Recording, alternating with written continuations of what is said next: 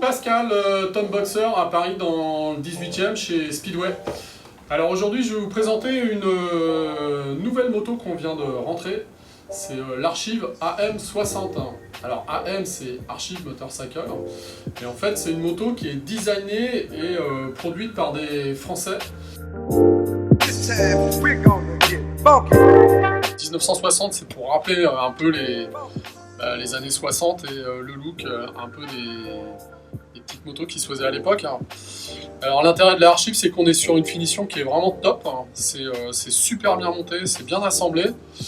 Les coloris sont facilement interchangeables parce qu'on a tous les réservoirs en stock et toutes les coques en stock pour pouvoir changer du noir au blanc, au gris, etc., etc.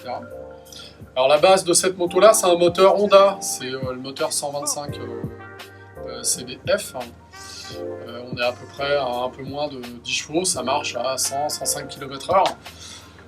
Au niveau du tableau de bord c'est vachement bien équipé parce qu'on a les warnings, un compteur digital, la jauge à essence, les rapports de vitesse enclenchés. Donc ça c'est super bien fini et un look, moi je trouve ça génial.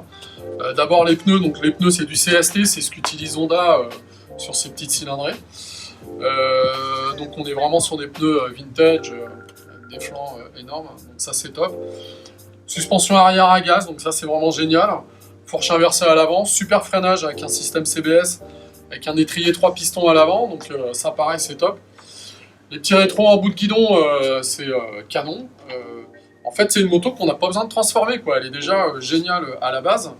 Alors, hauteur de selle, bah nickel, hein, je fais toujours 1m73, hein, j'ai pas grandi. Donc ça, c'est toujours pareil. Un petit bruit. Bah, j'ai la latérale, donc ça ne peut pas marcher. Voilà, un petit bruit sympathique.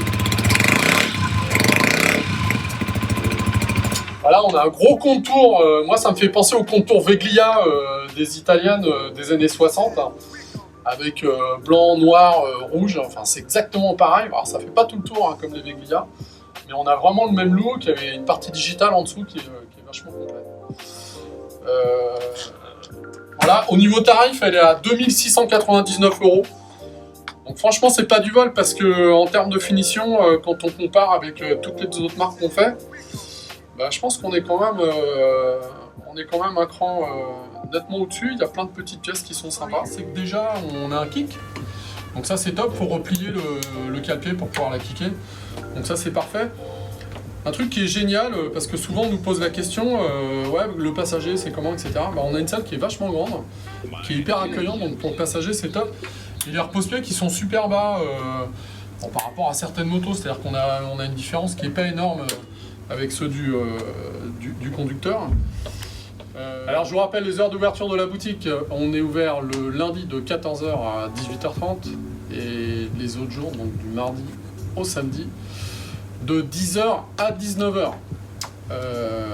Voilà, ils bossent les garçons. D'ailleurs je suis pas tout seul. Voilà, on va vous présenter, on va faire une autre vidéo sur une autre petite moto qui est sortie cette année. Bah, je vais la Bully Blue Rock 125 qui est pas mal aussi.